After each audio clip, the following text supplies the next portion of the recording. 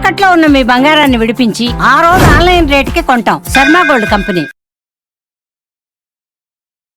గురుగారు, షడ్గ్రహ కూటమి, సూర్యగ్రహణం, శని మీనరాశిలోకి ప్రవేశించడం, పైగా మనకి అమావాస్య కూడా రావటము, మరి వీటన్నిటిపైన ప్రభావం మనకి ఎలా ఉండబోతుంది? పైగా అన్నీ కూడా ఒకేసారి మార్పు చెందనున్నాయి కదా. అయితే ముఖ్యంగా సూర్యగ్రహణం అన్నది మన భారతదేశం పైన ఎంతవరకు ప్రభావం చూపించనుందంటారు? సూర్యగ్రహణం అనేటువంటిది మనకు మన భారతదేశంలో కనిపించదు. ముఖ్యంగా America, Canada, Mexico, Denmark, Antarctica సంబంధించి ఓషన్ సంబంధించినటువంటి దేశాలలో ఇది ఎక్కువగా కనిపిస్తుంది. కానీ మన భారతదేశంలో ఈ సూర్యగ్రహణం అనేటువంటిది కనిపించదు.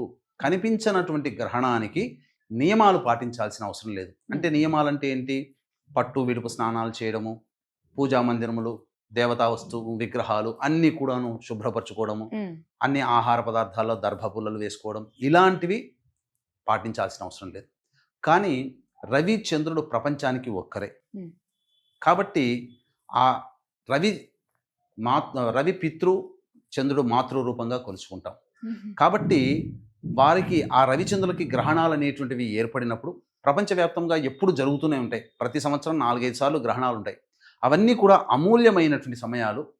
ఆ రవిచంద్రులు ప్రపంచానికి కాంతిని, నీడని ప్రసారించేటువంటి గ్రహాలు కాబట్టి ఈ గ్రహాలకి ఏదైనా జరిగితే సంబంధించి ఏ రాశులలో గ్రహణం ఏర్పడుతుందో ఆ రాశిని బేస్ చేసుకుని ప్రపంచవ్యాప్తముగా నివసిస్తున్నటువంటి జీవులకన్నిటికీ కూడా ఆయా రాశులలో జన్మించినటువంటి వాళ్ళకి మంచి, ఆయా రాశుల్లో జన్మించినటువంటి వాళ్ళకి చెడు ప్రభావాలు అనేటువంటివి ఖచ్చితంగా ఉంటాయి. అందులో సందేహం లేదు. అక్కడ బాగా జాగ్రత్తగా మైండ్ పెట్టి ఆలోచించాలి. నియమాలు పాటించాల్సిన అవసరం లేదు. కానీ దీని దుష్ప్రభావం అంటే ప్రతి మనిషి జీవితంలో మంచి చెడు ఉంటాయమ్మా. ఎల్లప్పుడూ మంచి ఉండదు, ఎల్లప్పుడూ చెడు ఉండదు. కానీ ఇటువంటి చాలా అరుదైనటువంటి సంఘటన షడ్గ్రహ కూటమి, అమావాస్య, సూర్యగ్రహణము, శని కూడా మార్పు చెందుతున్నటువంటి ఈ తరుణంలో ప్రధానంగా అందరూ పట్టుకునేది ఒక సూర్యగ్రహణాన్ని పట్టుకుంటున్నారు. ఈ షడ్గ్రహ కూటమి ప్రభావము, శని మార్పు చెందుతున్నాడు కదా, అది కూడా ప్రధానమైనటువంటిదే. మన భారతదేశంలో కనిపించదంటే పక్కకు పెట్టేయండి. కానీ షడ్గ్రహ కూటమి, శని మార్పు చెందుతున్నాడు కదా, మరి ఈ ప్రభావము మన భారతదేశంలో ఉంటుంది. గ్రహణ ప్రభావం లేకపోయినా ఈ ప్రభావం ఉంటుంది. కాబట్టి ఏ రాష్ట్ర వారికి మంచి జరుగుతుంది, ఏ రాష్ట్ర వారికి చెడు జరుగుతుంది అనేది మనం చక్కగా క్లుప్తంగా వివరించుకునేటువంటి ప్రయత్నం చేద్దాం. ప్రధానంగా ఈ యొక్క షడ్గ్రహ కూటమి మీనరాశిలో ఏర్పడుతుంది. కాబట్టి మేషరాశి నుంచి ప్రవేశించేద్దాం. అనగా ఈ మేషరాశికి 12వ స్థానములో షడ్గ్రహ కూటమి గ్రహణ ప్రభావం ఏర్పడుతుంది. శని కూడా మార్పు చెందుతున్నారు. అందుకనే ఏం జరుగుతుంది? ఈ 29వ తారీఖు నుంచి మేషరాశి వారికి ఏలిన నాటి శని ప్రభావం ప్రారంభమవుతుంది. ఒకటి. తరువాత రెండవది, బాగా ఖర్చులు పెరుగుతాయి. భయం దోళంతో ఉంటారు. అంటే ఏందో జరగబోతుందని ఒక భయం. ప్రతిదీ కూడా మనస్సు ప్రశాంతంగా ఉండదు, చికాగ్గా ఉంటారు. ఒక జిగ్జాగ్ వ్యవస్థలాగా ఉంటుంది ఈ మేషరాశి వారికి. ఈ ప్రభావాలన్నీ అన్ని రాశుల వారికి ఎలా ఉంటాయంటే ఒక 2-3 నెలల వరకు దీని ప్రభావం ఉంటుంది. సరైన నిర్ణయం తీసుకోలేకపోతారు. కాబట్టి ప్రధానముగా ఇది మేషరాశి వారికి చాలా స్ట్రాంగ్ అయినటువంటి, దానిగా డబుల్ స్ట్రాంగ్ అని చెప్పవచ్చు. చాలా ఇబ్బందికర పరిస్థితులు. శని మార్పు, షష్టగ్రహ కూటమి, ప్రపంచవ్యాప్తముగా కొన్ని దేశాలలో గ్రహణ ప్రభావం. కాబట్టి మేషరాశి వాళ్ళు ఎక్కువగా ఎఫెక్ట్ అవుతారు. కాబట్టి జాగ్రత్తలు పాటించాలి. ఖర్చులు పెరుగుతాయి, అనవసరమైనటువంటి ఖర్చులు పెరుగుతాయి. దూర ప్రాంత ప్రయాణాలు విధిగా చేయాల్సినటువంటి పరిస్థితి. ఇక వృషభ రాశి వారికి ఇది అద్భుతం అమ్మ. ఎందుకనంటే శని లాభస్థానంలోకి వస్తున్నాడు వృషభ రాశిలో జన్మించినటువంటి వాళ్ళకి. తర్వాత ఈ వృషభ రాశికి లాభస్థానంలో షడ్గ్రహ కూటమి ప్రభావం వలన అసలు ఈ 6 గ్రహాలు అన్నప్పుడు మొత్తము ఎన్ని రకాల భావాలు ఇన్ఫ్లుయెన్స్ అవుతాయి? రవికి ఉన్నది 1, 2, బుధుడికి 2, శుక్రుడికి 2, శనికి 2, అంటే మొత్తం ఏంటి? 6, 7, 8 ప్రభావాలు ఉన్న 12 రాశులలో, రాశిలో గురువు కూడా ఉన్నాడు.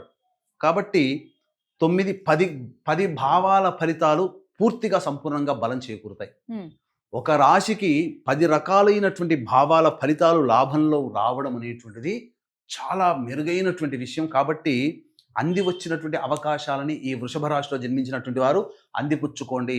మీరు ఏదైనా మీ జీవితంలో పైకి రావాలి అనుకుని చేసేటువంటి ఏదైతే ప్రయత్నం ఉంటుందో అది చేయడానికి ప్రయత్నం చేయండి.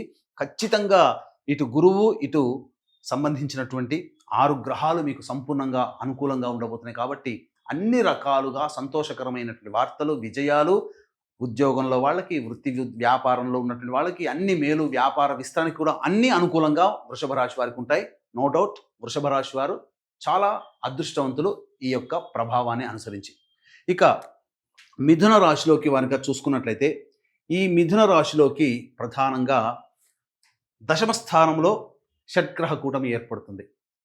కాబట్టి ఇక్కడ ప్రధానంగా వీళ్ళు ఆలోచించాల్సినటువంటిది, ఉద్యోగ మార్పు చేయాలనుకునేటువంటి వాళ్ళకి బాగా దేవతానుగ్రహాన్ని పొందే ప్రయత్నం చేస్తూ ఉద్యోగ మార్పు కనుక ఉంటే అద్భుతంగా రాణిస్తారు.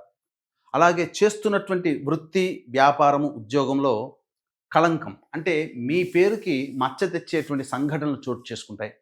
కాబట్టి చేస్తున్నటువంటి ఉద్యోగం మంచిదైనప్పుడు మారాల్సినటువంటి అవసరం వచ్చే అవకాశం తగ్గించుకునే ప్రయత్నం చేయండి. అంటే తోటి ఉద్యోగస్తులతో, అధికారులతో కాస్త తగ్గి ఉండే ప్రయత్నం చేయండి. చాలా మటుకు మంచి జరుగుతుంది. కాబట్టి ప్రధానంగా ఏదైనా మార్పులు అనేటువంటివి జరుగుతాయి మీరు చేసేటువంటి నిర్వహణలో. అనగా చేస్తున్నటువంటి కంపెనీలోనే వేరే దానికి మార్పు రావడం, ఆకస్మికమైనటువంటి బదిలీలో జరగడానికి మిథున రాశి వారికి ఆస్కారం ఎక్కువగా ఉంది.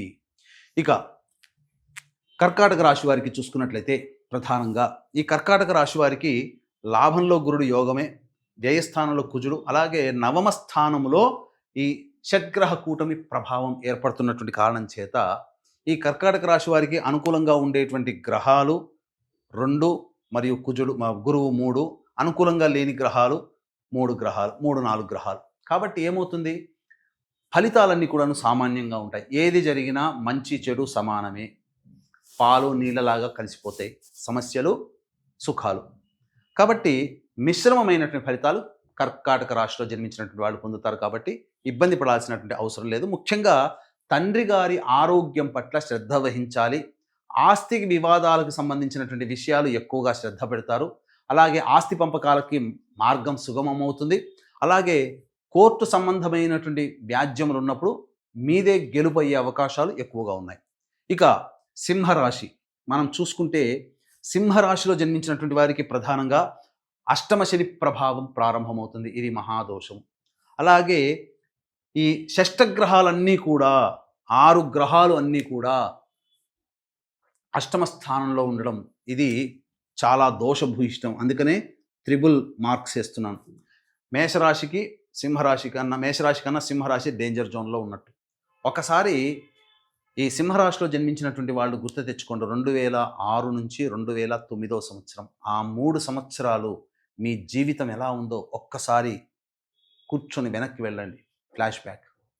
చెరుకు గడ పిప్పి చేస్తే చుక్క కూడా లేకుండా ఎలా జీవితం స్క్వీజ్ అయిపోయిందో అలాంటి సంఘటనలు కొన్ని జరగడానికి శని మార్పు, అలాగే షడ్గ్రహ కూటమి, గ్రహణ ప్రభావము, అమావాస్య రోజున జరుగుతున్నటువంటిది కారణం సింహరాశి వారికి.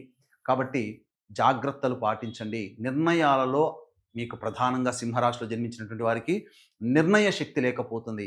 ఏది మంచి ఏది చెడు, ఎవరు మంచి ఎవరు చెడు, ఏది యోగము ఏది అవయోగం గుర్తించలేకపోతారు. కాబట్టి తద్వారా మంచి నిర్ణయాలని, అవకాశాలని వదులుకోవడం కానీ, చెడు నిర్ణయాలు, చెడు చేసేటువంటి విషయం ఎక్కువగా పట్టించుకోవడం కానీ, తద్వారా చాలా మటుకు నష్టపోతారు. ముఖ్యంగా ధనపరముగా ఎవరికి అప్పులు ఇవ్వకండి, మొహమాటానికి పోకండి. మీరు ఏదైనా చెయ్యాలనుకున్నప్పుడు పెద్దల సహాయ సహకారాలు 1-2 సార్లు ఆలోచించి చేయండి తప్ప గుడ్డిగా నాకు అనుభవం ఉంది, నాకు ఎక్స్పీరియన్స్ ఉంది, నేను తోపు అనుకుంటే సింహరాశిలో ఉన్న వాళ్ళు అధఃపాతాళానికి వెళ్ళిపోతారు. అదొక్కడి గుర్తుపెట్టుకోండి దయచేసి సింహరాశిలో జన్మించినటువంటి వారికి. ఇక కన్యా రాశిలో జన్మించినటువంటి వారికి చూసుకుంటే ఈ షడ్గ్రహ కూటమి ప్రభావం వలన సప్తమ రాశిలో ఈ షడ్గ్రహ కూటమి మరియు కేతు మొత్తము 7 గ్రహాల యొక్క ఎఫెక్టు. మొత్తము చెప్పాలి అని అంటే ఒక రకంగా 9 గ్రహాలు ప్రభావము ఈ కన్యా రాశి మీద ఉంటుంది. కాబట్టి చాలా అద్భుతం. ఒక విధంగా మంచి చేసుకోవాలనే ఉద్దేశంతో నీతి నిజాయితీ ధర్మాన్ని కట్టుబడి ఉంటే కన్యా రాశిలో జన్మించినటువంటి వాళ్ళకి 9 గ్రహాలు అనుకూలిస్తాయి. ఎందుకనంటే ఈ ఉన్నటువంటి 6 గ్రహాలు కన్యా రాశి మీద దృష్టి కేంద్రీకరిస్తాయి. 5వ దృష్టితో గురువు, 4వ దృష్టితో కుజుడు, ఈ రాశిలోనే కేతు ఉండడం. మొత్తం మోస్ట్ ఎఫెక్ట్ జొడాయిక్ సైన్ ఏది అయ్యానంటే కన్యా రాశిలో జన్మించినటువంటి వారు. సంతోషంగానే చెప్తున్నాను, నవ్వుతూ చెప్తున్నాను. ఎందుకనంటే 9 గ్రహాల ప్రభావం కన్యా రాశిలో ఉండడం అనేటువంటిది చాలా, ఒక రాశిలో 9 గ్రహాల ప్రభావం ఉండడం చాలా అరుదు. కాబట్టి గ్రహ కూటమి ప్రభావం వలన, కాబట్టి ఈ కన్యా రాశి వాళ్ళు ఒక మంచి నిర్ణయాలు తీసుకుంటే మొత్తం మొత్తం 100కి 100% అదృష్టవంతులు. చెడు నిర్ణయాలు తీసుకుంటే 100కి 100% దురదృష్టవంతులు. కాబట్టి నిర్ణయ శక్తి మీ మీదే ఉంటుంది. ఏది చెయ్యాలన్నా ఈ 3 నెలల్లో అన్ని విధాలుగా ధర్మ మార్గంలో ఉండండి. అసలు గ్రహాలన్నీ ఎవరు ధర్మాన్ని పాటిస్తాయో వాళ్ళకే ఓటు వేస్తాయి. కాబట్టి మిగతా రాశుల వారికి అన్నిటికీ ఎలా ఉన్నా కన్యా రాశిలో వారికి మాత్రం 9 గ్రహాలు మీకు ఓటెయ్యాలి, 9 గ్రహాలు మిమ్మల్ని లేపాలి అని అంటే మీరు నిజాయితీగా ఉండండి. ఏమాత్రం కూడా అధర్మము, అలాగే ఏమాత్రము కూడా అసత్యము, ఏమాత్రము కూడా ఎవరికి చెడు చేయకుండా ఉండాలి అనే ఉంటేనే అధర్మము, అసత్యము, చెడు చేస్తే ఖచ్చితంగా అధఃపాతాళానికి వెళ్ళిపోతారు. మంచితనము, దేవతానుగ్రహాన్ని పొందితే అసలు 9 గ్రహాలు ఒక రాశికి అంత బలాన్ని ఇవ్వడం అనేటువంటిది చాలా అరుదుగా ఉంటుంది. ఆ 2 రోజుల పాటు ఖచ్చితంగా అదృష్టవంతులని చెప్పవచ్చు. ఇక తులారాశిలో జన్మించినటువంటి వాళ్ళకి ప్రధానంగా చూసుకుంటే యోగ కాలం. ఎందుకనంటే షష్టమ రాశి ప్రభావంలో ఈ గ్రహాలు ఉండడం వల్ల సంపూర్ణమైనటువంటి బలాన్ని ఇస్తున్నాయి. తులారాశిలో జన్మించినటువంటి వారికి ప్రధానంగా షష్టమ స్థానంలో పాపగ్రహాలైనటువంటి శని, రవి, రాహువు, క్షీణచంద్రుడు, ప్రధానంగా రాశ్యాధిపతి కూడా వక్రీకరించి ఉన్నటువంటి కారణం, అదృష్ట స్థానాధిపతి కూడాను ఉన్నటువంటి కారణం. ఈ కారణం చేత అద్భుతంగా వృషభ రాశిలో జన్మించినటువంటి వాళ్ళకి ఏ విధంగా అయితే గొప్పగా మంచిగా చెప్పుకున్నామో తులారాశి వాళ్ళకు కూడా అంత యోగించేటువంటి మంచి పరిస్థితులు అని చెప్పవచ్చు. కాబట్టి అన్ని రకాలుగా యోగ కాలము, ఉద్యోగము లభిస్తుంది నిరుద్యోగస్తులకి, అలాగే ప్రమోషన్లు జరుగుతాయి. వృత్తి ఉద్యోగాల్లో ముఖ్యంగా మీ ప్రత్యర్థుల మీద మీరు విజయాన్ని పొందుతారు. ఆ ఒక్క మాట చాలు మీకు ఆనందాన్ని కలగజేస్తుంది. ఇక వృశ్చిక రాశిలో జన్మించినటువంటి వాళ్ళకి ప్రధానంగా చూసుకున్నట్లయితే మిశ్రమమైనటువంటి ఫలితాలు పొందుతారు. ప్రధానంగా చూసుకుంటే భూ సంబంధమైనటువంటి వివాదాలు ఎక్కువగా అవుతాయి. అలాగే ఈ యొక్క సంబంధించినటువంటి బద్ధకం పెరగడము వృశ్చిక రాశిలో జన్మించినటువంటి వారికి శుభ అశుభ, కర్కాటక రాశుల వల్లనే శుభ అశుభ మిశ్రమ ఫలితాలు ఈ యొక్క వృశ్చిక రాశిలో జన్మించినటువంటి వారు పొందుతారు. ముఖ్యంగా అర్ధాష్టమ శని ప్రభావం నుంచి బయటపడతారు. కావున ఒక 2-3 నెలల వరకు కూడాను ఆనందదాయకమైనటువంటి పరిస్థితిని చక్కగా వృశ్చిక రాశిలో జన్మించినటువంటి వాళ్ళు పొందుతారు. ఇక తదుపరి ధనుస్సు రాశిలో గనక వచ్చినట్లయితే ఈ ధనుస్సు రాశి నుంచి 4వ స్థానంలో 6 గ్రహాల యొక్క ప్రభావం, దుష్టగ్రహాలు ఎక్కువ అనగా పాపగ్రహాలు ఎక్కువగా ఉన్నటువంటి కారణం చేత పాప ఫలితాలు ఎక్కువగా పొందడం, అంతేకాకుండా అర్ధాష్టమ శని దోష ప్రభావం ఉండడం, రాశ్యాధిపతి అయినటువంటి గురుడు ప్రధానంగా షష్టమ స్థానంలో ఉండడం, అలాగే కుజుడు స్తంభించి ఉండడం, కేతువు. ఇక్కడ మనం చెప్పుకున్నట్టుగా మోస్ట్ ఎఫెక్ట్గా 9 గ్రహాల యొక్క ప్రభావము అన్నాం కదా. కాబట్టి ఇక్కడ ప్రధానంగా ఈ 9 గ్రహాలు కూడాను అనుకూలంగా లేనటువంటిది. అనుకూలంగా మరల్చుకుంటే కన్యా రాశి అనుకూలం, అనుకూలంగా వద్దనుకుంటే కన్యా రాశి కూడా చెలి ఫలితాలు. కానీ ఈ ధనుసు రాశిలో జన్మించినటువంటి వారికి 9 గ్రహాలు కూడా అనుకూలంగా లేవు. 4వ స్థానంలో 6 గ్రహాలు, 6వ స్థానంలో గురుడు, 7వ స్థానంలో కుజుడు స్తంభించి ఉండడం, 10వ స్థానంలో కేతు. కాబట్టి ధనుస్సు రాశి వారికి కూడా మనం ఎక్కువగా అశుభ ఫలితాలు పొందే అవకాశం గోచరమవుతుంది. ఇక మకర రాశిలో జన్మించినటువంటి వాళ్ళకైతే ప్రధానంగా యోగించేటువంటి పరిస్థితులు సంపూర్ణంగా ఉన్నాయి. ఇంతకుముందు మనం చెప్పుకున్నట్టుగా 9 గ్రహాలు అనుకూలంగా ఒక రాశి మీద వీక్షణతో 9 గ్రహాలు అనుకూలంగా ఉంటే ఈ మకర రాశిలో జన్మించినటువంటి వాళ్ళకి గ్రహాలు ఉన్నటువంటి స్థితిని అనుసరించి మిగతా గ్రహాలన్నీ కూడాను ఉంటాయి. ఏదో సినిమాలో చెప్పినట్టుగా లాస్ట్ పంచ్ మనదైతే అన్నట్టుగా ఉన్నది కదా ఒక సినిమాలో.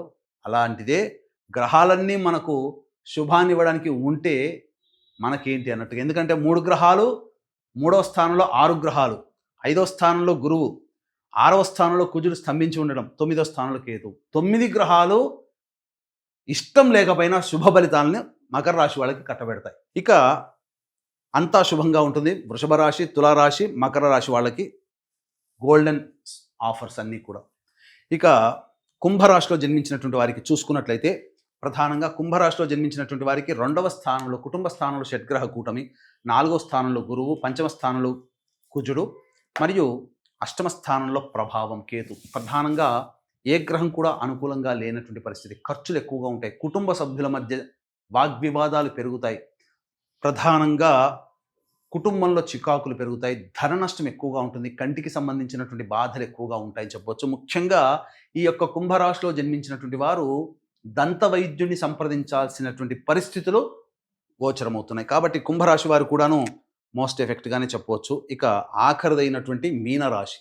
ఇక ఈ మీనరాశిలోనే షడ్గ్రహ కూటమి కాబట్టి ప్రధానంగా మీనరాశిలో జన్మించినటువంటి వారు కాస్త ఇబ్బందికర పరిస్థితులు ఎదుర్కొంటారు. అంతేకాకుండా మీనరాశి వారికి ఈ రాశిలోనే గ్రహణము, శని మార్పు ఈ కారణం చేత అకస్మాత్తుగా చేంజెస్ ఇన్ లైఫ్ అని అంటారు. అనగా జీవితంలో మార్పులు అనేటువంటి అకస్మాత్తుగా జరుగుతాయి కాబట్టి ఊహించనటువంటి సంఘటనలు జరుగుతాయి కాబట్టి వచ్చేటువంటి మార్పుల్ని మీరు యాక్సెప్ట్ చేయడానికి రెడీగా ఉండండి. సక్సెస్ బాటలో ఉండడానికి మొక్కవోని ధైర్యంతో విశ్వాసంతో ముందడుగు వేయండి. ఏది వచ్చినా ఎటువంటి సందర్భం వచ్చినా జాగ్రత్తలు తీసుకునే ప్రయత్నం చేయండి. అన్ని రకాలుగా యోగకాలంగా ఉంటుంది. అంతేకాకుండా దీనికి సంబంధించినటువంటి పరిహారాలు కనుక చేసుకుంటే చాలా మంచి స్థితిని పొందుతారని చెప్పవచ్చు. గురుగారు, మరి ఎవరైతే బాగాలేని వాళ్ళు ఉన్నారో రాసుల వారు ఎలాంటి పరిహారాలు చేసుకుంటే కొంచెం మంచి ఫలితాలు లభిస్తాయంటారు? యోగించేటువంటి రాశులు ఏంటంటే వృషభము, తుల మరియు మకరం. ఈ 3 రాశుల వారికి అన్ని విధాలుగా యోగకాలం. మధ్యస్థంగా ఉండేటువంటి రాశులు ఏందయ్యానంటే కర్కాటకము మరియు వృశ్చికము. ఇక మిగిలినటువంటి మేష, మిథున, సింహ, కన్య, ధనుస్సు, కుంభ, మీన. వెరసి చూసుకున్నట్లయితే వృషభ, తుల, మకర రాశుల వాళ్ళకి తప్పించి మేష, మిథున, కర్కాటక, సింహ, కన్య, వృశ్చిక, ధనుస్సు, కుంభ, మీన రాశిలో జన్మించినటువంటి వారికి ఈ యొక్క సంబంధించినటువంటి దుష్ప్రభావాలు ఎక్కువగా ఉంటాయి కాబట్టి ఇది దాదాపుగా 2-3 నెలల పాటు యొక్క దుష్ప్రభావాలు ఉంటాయి. కావున ఏ సమస్యకైనా 2 రకాల పరిష్కారాలు ఉంటాయి. 1 దైవ పరిష్కారం, 2 మానవ పరిష్కారం. మానవ పరిష్కారం అంటే మనుష్యులుగా మనం తీసుకోదగినటువంటి చర్యలు. కాబట్టి ఎవరైనా కానీ వాళ్ళ ఇష్ట దైవము 1, వాళ్ళు ఇష్టపడే దైవం 2, వాళ్ళ కులదైవము 3, వాళ్ళ గ్రామ దైవం. ఈ 3 దేవతల్ని ఆరాధన చేయండి, విడవకండి. మొట్టమొదలుగా మీ కులదైవం ఏందో తెలుసుకోండి, మీ ఇంటి దైవం. తరతరాలుగా ఏ దేవుణ్ణి ఆరాధిస్తున్నారో అది తెలుసుకోండి, అది మీ కులదైవం. మీ గ్రామంలో ఉన్నటువంటి పొలిమేరులో మిమ్మల్ని రక్షించడానికే కాచుకొని కూర్చున్నటువంటి అమ్మవారు దేవత ఎవరైనా కానీ అది మీ గ్రామ దేవత. 3వది ప్రధానంగా మీరు మెచ్చే, మీరు ఇష్టపడే దైవం. కాబట్టి ఈ 3 దేవతల్ని ఆరాధన ప్రతి నిత్యము కూడా కుటుంబ సభ్యులందరూ కూడా సూర్యోదయము, సూర్యాస్తమయ సమయంలో చేయండి. మీరు ఎక్కడున్నా చేయండి. మీరు ఆఫీస్లో ఉన్నా, ఎక్కడ ఉన్నా ఒక 10 నిమిషాలు కేటాయించండి. తప్పేముంది? మన ధర్మాన్ని మనం పాటిస్తున్నాం.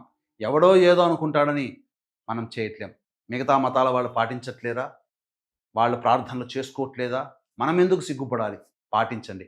ఇక దేవతా అనుగ్రహం పొందే ప్రయత్నంలో భాగంగా అంతరిక్ష దేవతల యొక్క అనుగ్రహాన్ని, అనగా దైవ పరిష్కారం బ్రాహ్మణుల ద్వారా చేసుకోవాలి. కాబట్టి ఈ సంబంధించినటువంటి దేవతా అనుగ్రహానికి సంబంధించి ప్రధానంగా ఈ అంతరిక్ష దేవత ఆరాధన, ఎందుకంటే అంతరిక్షంలో ఈ యొక్క మార్పులన్నీ ఉన్నాయి కాబట్టి అంతరిక్ష దేవతలు మనకు దశమహావిద్యలు. కావున మన పీఠమాధ్వర్యంలో 29వ తారీఖు రోజున సాయంకాలం సూర్యాస్తమైన తర్వాత ఈ అంతరిక్ష దేవతల ఆరాధనలో భాగంగా ప్రత్యంగిరా హోమం, బగళాముఖి హోమం, రాజశ్యామల హోమం, వారాహి హోమం, ధూమవతి హోమం మరియు కాలభైరవ హోమాలు, వారాహి హోమాలు, మృత్యుంజయ హోమాలు అనేటువంటివి, వీటితో పాటుగా విద్య, వివాహ, ఉద్యోగ, దాంపత్య, అనారోగ్య సమస్యల నివారణకి సంబంధించి ఈ హోమాది కార్యక్రమాలు, సర్వదోష నివారణ పూజలు, హోమాల్లో భాగంగా చేయించడం జరుగుతుంది.